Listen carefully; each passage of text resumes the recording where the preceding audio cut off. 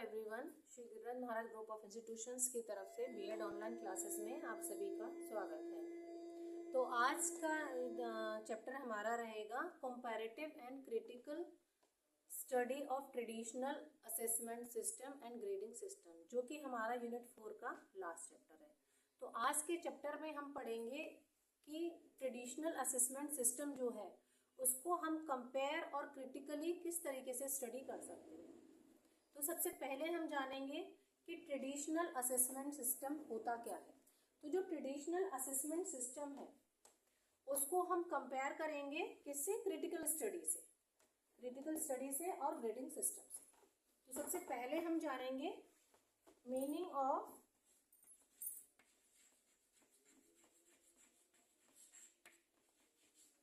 Traditional assessment system.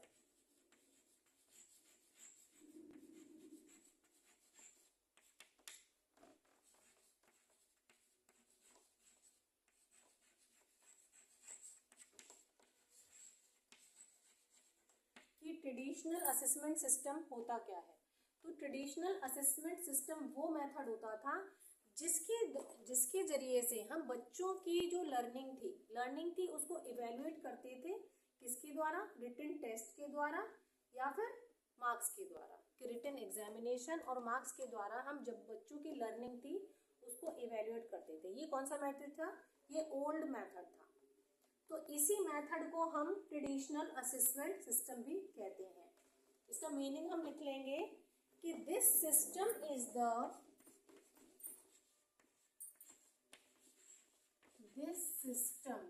Means traditional assessment system. This system is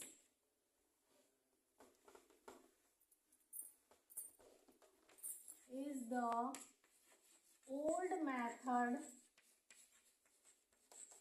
old method of evaluating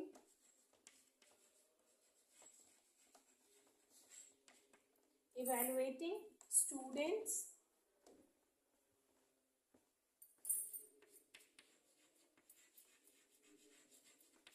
through written examination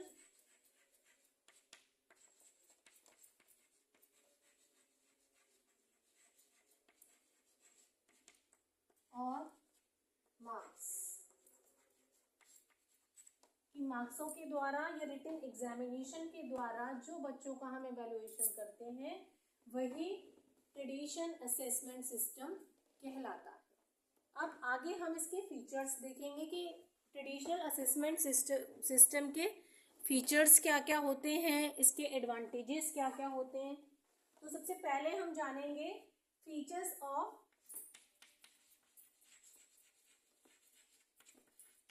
traditional assessment system. तो सबसे पहला हमारा feature रहेगा इसका कि ये जो असेसमेंट सिस्टम है हमारा, ये किस पर बेस्ड रहता है? It is based on marks और percentage. It is based on marks और परसेंटेज। कि ये हमारा जो असेसमेंट है ये मार्क्स और परसेंटेज पे बेस्ड रहता है। इसके बाद हमारा सेकंड फीचर रहेगा mostly uses final exams. Final exams के दौरान ही जो हम एग्जाम कंडक्ट कराते हैं उसी की बेसिस पे तो असेसमेंट होता है। बेस्ड और focused on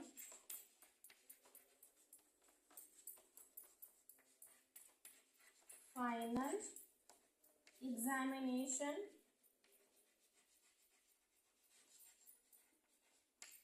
based on final और एग्जामिनेशन। उसके बाद आ जाता है focus on rote learning. Focus on rote learning, क्या चरित्र या क्या रोल, किस रोल के द्वारा क्या सीखा। उसके बाद में फोर्थ रहता है the teacher is the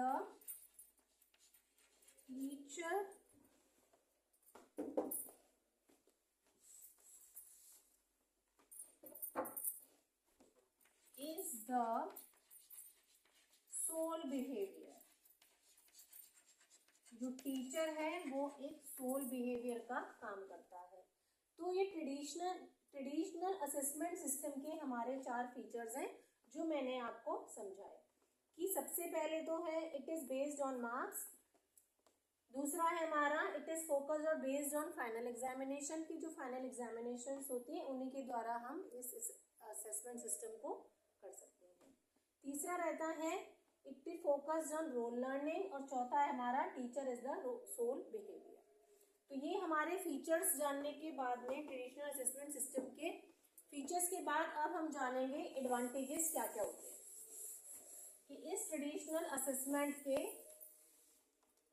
advantages कौन कौन से हैं। जब एडवांटेज होंगे तो डिसएडवांटेजेस भी आएंगे बिल्कुल। तो सबसे पहले हम जानेंगे इसके एडवांटेजेस। तो सबसे पहला हमारा एडवांटेज रहेगा simple and easy to conduct कि जो एग्जाम्स होते हैं सिंपली और इजीली हम लोग उसको कंडक्ट करा सकते हैं। Simple and easy to conduct कि असेसमेंट का जो हमारा ये तरीका है हम इसको सिंपली और इजीली कंडक्ट करा सकते हैं। उसके बाद दूसरा रहता है हमारा गिव्स अ क्लियर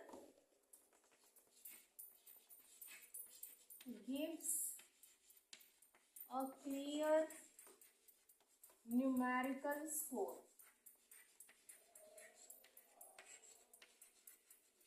जो हम एग्जाम कर रहे हैं उसके हमने मैक्सिमम मार्क्स रखे हैं, उसके बाद हमने पूरे क्वेश्चन पेपर को अलग अलग मार्क्स में हमने उसको डिवाइड किया है।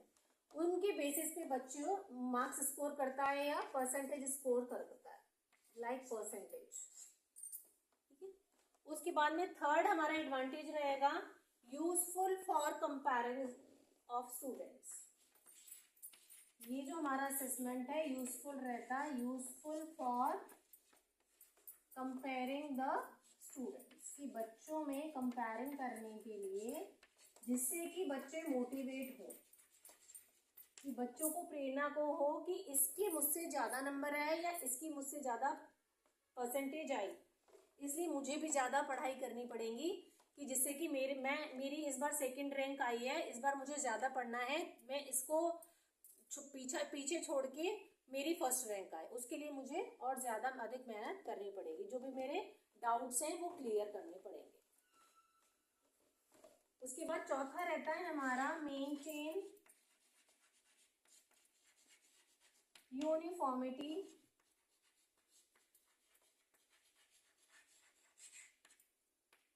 इन इवैल्यूएशन। ठीक है, जो भी चीज़ होती है उसके कुछ एडवांटेजेस भी होते हैं और कुछ डिसएडवांटेजेस भी होते हैं।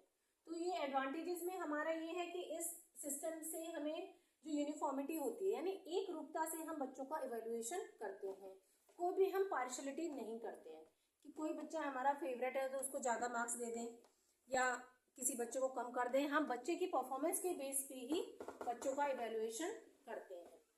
तो ये हमारे 4 एडवांटेजेस देखने के बाद में अब हम देखते हैं कि ट्रेडिशनल सिस्टम के डिसएडवांटेजेस क्या क्या है।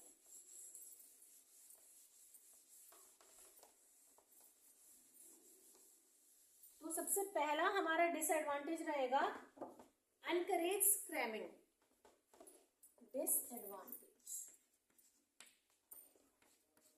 तो सबसे पहला हमारा रहेगा एनकरेज क्रैमिंग।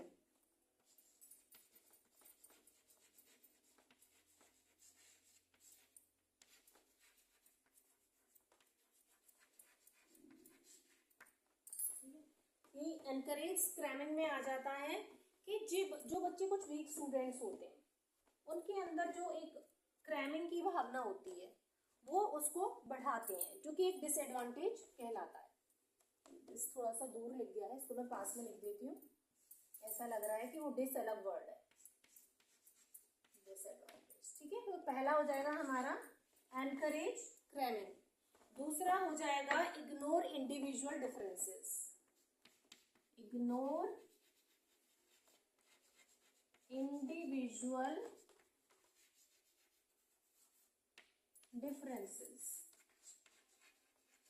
ठीक है, बच्चों में डिफरेंसेस होते हैं, ठीक है, लेकिन मार्क्स के बेसिस पे हमें इंडिविजुअली बच्चों में डिफरेंसेस पता चल जाते हैं कि ये बच्चा पढ़ाई में कमजोर है। उसके बाद तीसरा आ जाता है decides one exam decide the future, कि एक परीक्षा ही बच्चे का फ्यूचर डिसाइड करती है, कि उस एग्जाम के बेसिस पे अगर बच्चा फेल हो जाता है तो उसको पूरी साल रिपीट करनी पड़ती है, यानी उसके भविष्य की एक साल वेस्ट जाती है। चौथा हमारा आता है may cause stress and anxiety, कि फेलियर के डर से या कम स्कोरिंग के डर से बच्चों के अंदर स्ट्रेस और एंजाइटी भी पनप सकती है। तो ये भी इसका एक बहुत बड़ा डिसएडवांटेज है असेसमेंट का। इसके बाद में हमारा फिफ्थ रहता है, फिफ्थ हमारा डिसएडवांटेज है does not provide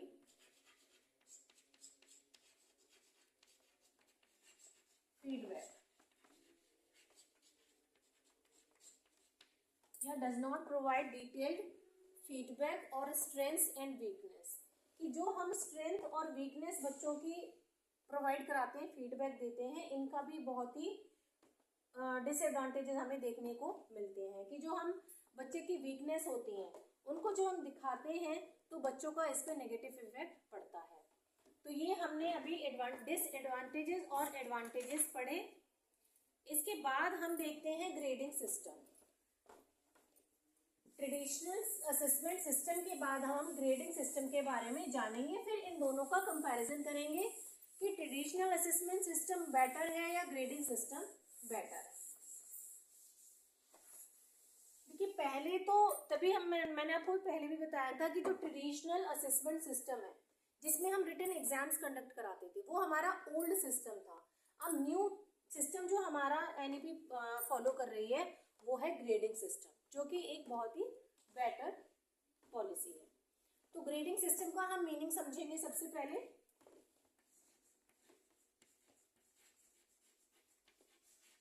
grading system होता क्या है? तो ग्रेडिंग सिस्टम है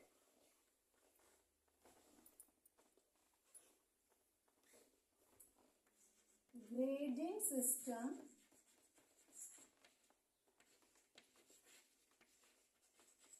is a modern method of evaluation. Modern method of evaluation. Tradition assessment system हमारा ओल्ड इवेल्युएशन सिस्टम था, जबकि हमारा ग्रेडिंग सिस्टम मॉडर्न मेथड है। अब इस मेथड के जरिए से हम बच्चों को क्या करते हैं, हम ग्रेड्स प्रोवाइड कराते हैं। Modern method of evaluation where student, जहां पर स्टूडेंट्स को क्या दिया जाते हैं, ग्रेड्स, गिवन ग्रेड्स ये होते हैं A B C D, A1 A2 B1 B2 C1 C2। तो इस तरीके से हमने ग्रेड्स को भी डिवाइड कर दिया है। तो इसके बाद में ग्रेडिंग सिस्टम के बाद में हमने इसका मीनिंग समझा। अब ट्रेडिशनल सिस्टम की तरह अब हम इसके भी फीचर्स देखते हैं। Features of grading system. Grading system जो है एक नया तरीका है बच्चों की इवैल्यूएशन का ग्रेड्स के दौरान। उन ग्रेड्स को हम 4 कैटेगरी में क्लासिफाई करते हैं, जो कि है ABCD। ABCD में भी हम मार्क्स के बेसिस पे या जो बच्चे ने नंबर लिए उनके बेसिस पे हम अलग अलग उन ग्रेड्स को अप्लाई करते हैं। तो सबसे पहले हम फीचर्स देखेंगे। तो पहला हमारा ग्रेडिंग का फीचर रहेगा कि use letters not marks. Use letters और हम लेटर्स या फिर पॉइंट्स यूज करते हैं इसमें इंस्टेड ऑफ मार्क्स। मार्क्स का हम कोई भी यहाँ पर यूज नहीं करते, instead of marks. Grading system में हम लेटर्स और पॉइंट्स का यूज करते हैं, मार्क्स का यूज नहीं करते। दूसरा हमारा फीचर रहता है based on, it is based on continuous and comprehensive evaluation।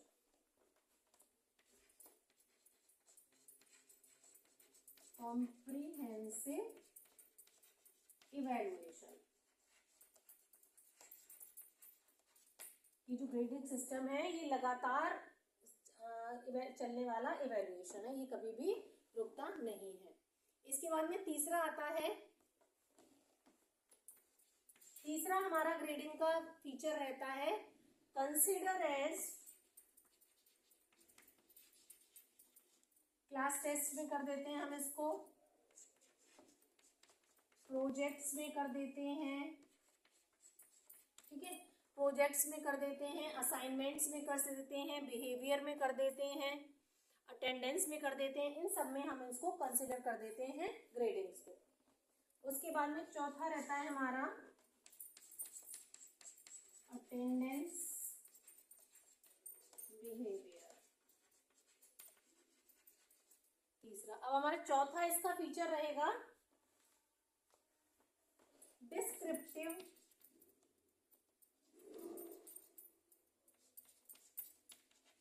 Feedback. जब हम बच्चों का पोर्टफोलियो या रिपोर्ट कार्ड बनाते हैं तो ग्रेड्स हम लिखते हैं, उसमें अलग अलग हमारे कॉलम्स होते हैं, उनमें हम एक पूरा डिस्क्रिप्टिव फीडबैक भी लास्ट में देते हैं। जैसे हमने किया कि he is a good learner, he is a good learner but can better improve. तो इस तरीके के जो फीडबैक देते हैं वो भी हमारे ग्रेडिंग सिस्टम में हम अप्लाई करते हैं। अब इसके बाद में फीचर्स के बाद में अब हम इसके एडवांटेजेस जानेंगे, उसके बाद में उसके डिसएडवांटेजेस ग्रेडिंग सिस्टम के लिए। सेम जैसे हमने ट्रेडिशनल असेसमेंट सिस्टम के एडवांटेज और डिसएडवांटेज जाने, अब हम सबसे पहले एडवांटेजेस जानेंगे।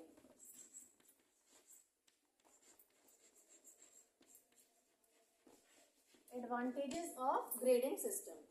तो एडवांटेज ग्रेडिंग सिस्टम का सबसे पहले है कि इससे जो एग्जाम्स का स्ट्रेस होता है, बच्चों को परीक्षाओं का जो तनाव रहता है वो कम होता है। तो सबसे पहला हमारा एडवांटेज है reduce exam stress and pressure. Grading है तो प्रॉपर मार्क्स नहीं आते हैं परफेक्टली, वो ग्रेडिंग में आ जाते हैं, तो बच्चों के अंदर ये डर नहीं रहता है कि पेपर आ रहे हैं, मेरे इतने कम नंबर आएंगे तो ये होगा, तो वो स्ट्रेस जो है वो खत्म हो जाता है। और दूसरा रहता है हमारा encourage learning process, learning continuous, लगातार सीखने के लिए एनकरेज करना बच्चों को कि हमारी जो लर्निंग है वो कभी भी खत्म नहीं होती, समाप्त नहीं होती, वो कंटिन्यूअस चलती रहती है। तीसरा रहता है हमारा एडवांटेजेस इसका promotes holistic development. By this we promote holistic development.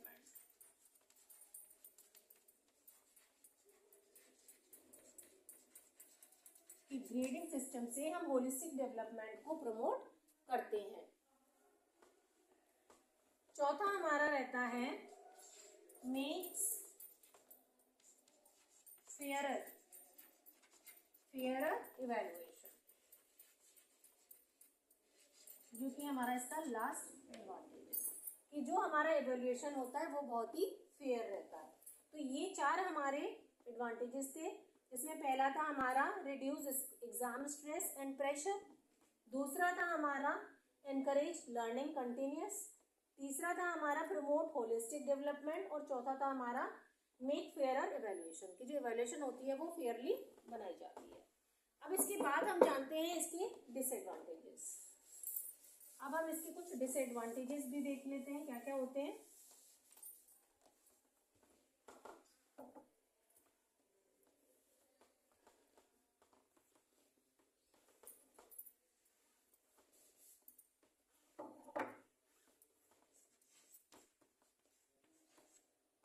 Disadvantages में सबसे पहला हमारा डिसएडवांटेज रहेगा कि जो ग्रेड्स होते हैं वो ब्रॉड होते हैं, उसमें जो बच्चे की परफॉर्मेंस होती है वो क्लियर नहीं हो पाती है।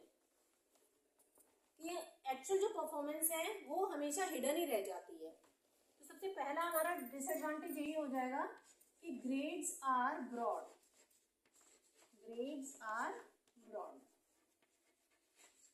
ठीक है, दूसरा हमारा रहेगा subjectivity.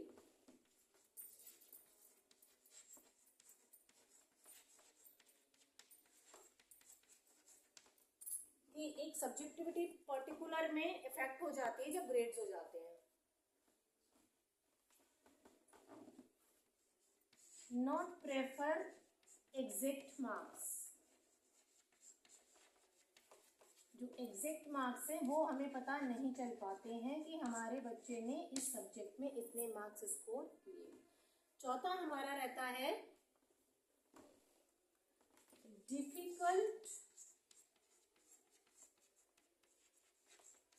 To compare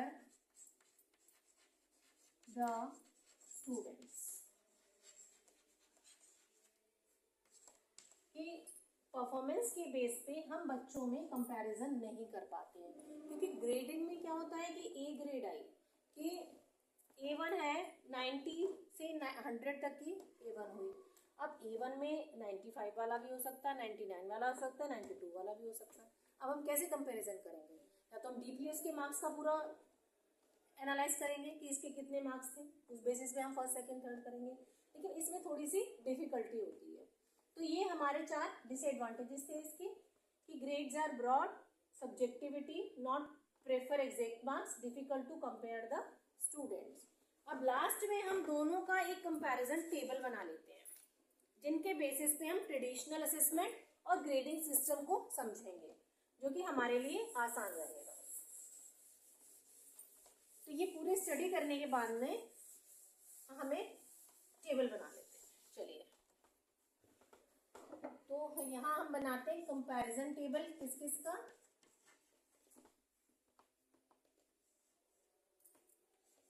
comparison table जो हमने आज के चैप्टर में पढ़ी।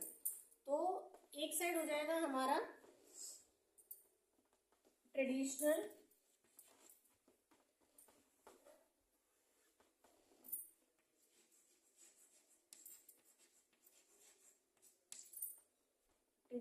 असेसमेंट सिस्टम, और एक साइड हो जाएगा हमारा यहाँ पे ग्रेडिंग सिस्टम।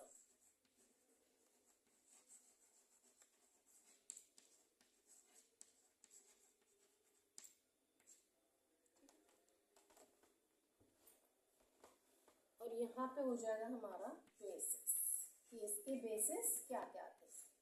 तो सबसे पहला हमारा था कि नेचर। नेचर हमारा जो रहता है, अच्छा पहले हम इनके बेसिस ही लिख लेते हैं। पहला था नेचर, दूसरा था फोकस, तीसरा था मेथड, और चौथा था फीडबैक,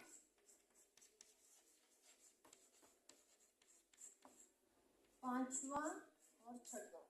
पांचवा रहेगा स्ट्रेस लेवल,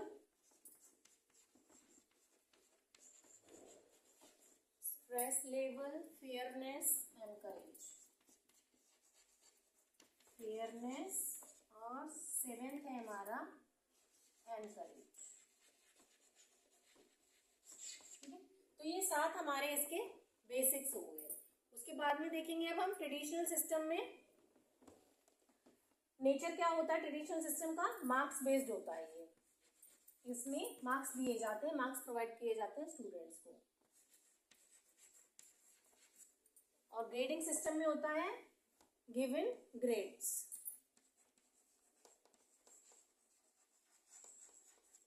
उसके बाद फोकस करते हैं हम ट्रेडिशनल सिस्टम में, किस पे फोकस करते हैं?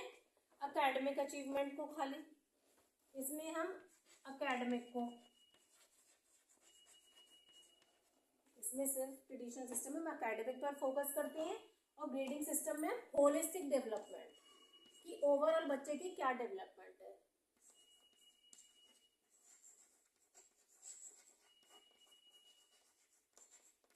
इसके बाद तीसरा हमारा आता है मेथड। मेथड क्या क्या होते हैं? इसमें तो हो जाते हैं हमारे exams, one time exam,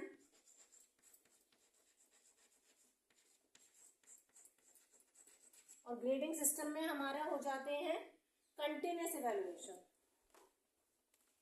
evaluation continuous.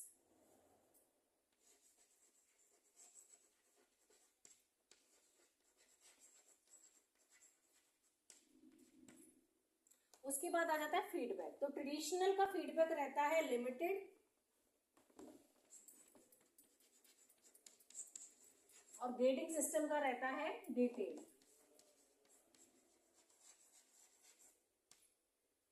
इसके बाद आ जाता है स्ट्रेस लेवल। स्ट्रेस लेवल हो जाता है ट्रेडिशनल में हाई रहता है, बढ़ जाता है बच्चों का स्ट्रेस, और ग्रेडिंग में हो जाता है लो। देन उसके बाद आता है हमारी फेयरनेस। फेयरनेस रहती है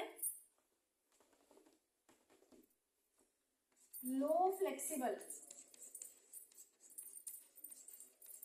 और ग्रेडिंग में हो जाता है हमारा मोर फ्लेक्सिबल।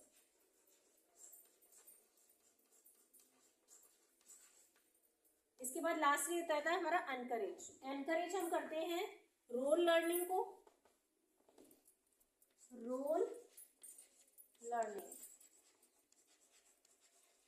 और ग्रेडिंग सिस्टम का हमारा एनकरेज हो जाता है अंडरस्टैंड, कॉन्सेप्चुअल अंडरस्टैंड, जो कॉन्सेप्ट है उसकी लर्निंग, कॉन्सेप्चुअल लर्निंग।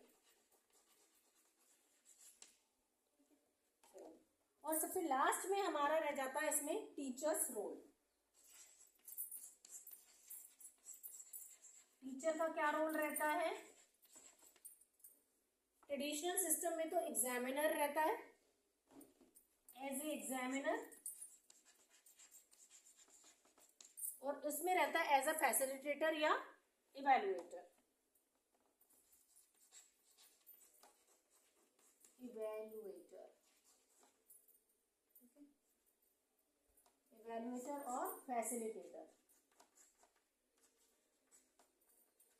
तो ये हमने कंपैरिजन टेबल बनाया ट्रेडिशनल असेसमेंट सिस्टम का और ग्रेडिंग सिस्टम का। तो जो पूरे चैप्टर का हमारा सार था, हमने दोनों चीज़ें अलग अलग समझी, उनके फीचर्स समझे और उनके एडवांटेजेस और डिसएडवांटेजेस समझे। अब हमने सबका कंपैरिजन करके ये देखा और हमने क्या डिसाइड किया कि कौन सा सिस्टम है जो बेटर है।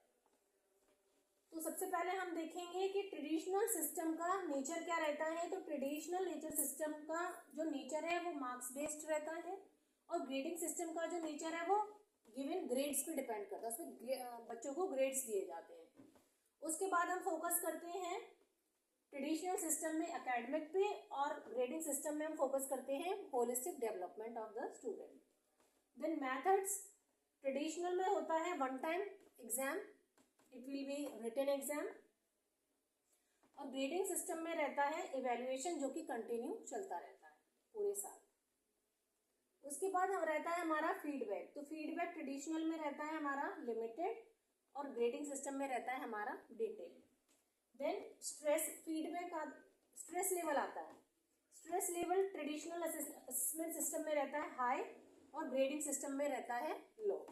उसके बाद फेयरनेस, लो फ्लेक्सिबल रहता है ट्रेडिशनल में, और मोर फ्लेक्सिबल रहता है हमारा ग्रेडिंग सिस्टम में। उसके बाद एनकरेज मिलता है बच्चों को रोल लर्निंग से, और ग्रेडिंग सिस्टम में मिलता है कॉन्सेप्चुअल लर्निंग से। लास्ट में हमारा रहता है टीचर्स का रोल। तो टीचर का जो रोल रहता है ट्रेडिशनल असेसमेंट सिस्टम में एज अ एग्जामिनर होता है, और ग्रेडिंग सिस्टम में रहता है एज अ फैसिलिटेटर या इवैल्यूएटर। तो ये आज हमने स्टडी करी ट्रेडिशनल सिस्टम और ग्रेडिंग सिस्टम की। आई होप आपको अच्छी लगी होगी और समझ में आई होगी। तो आज की क्लास में हम इस टॉपिक को यहीं समाप्त करते हैं। अब नेक्स्ट कल यूनिट 5 का हम फर्स्ट चैप्टर स्टार्ट करेंगे। So please continue the next video.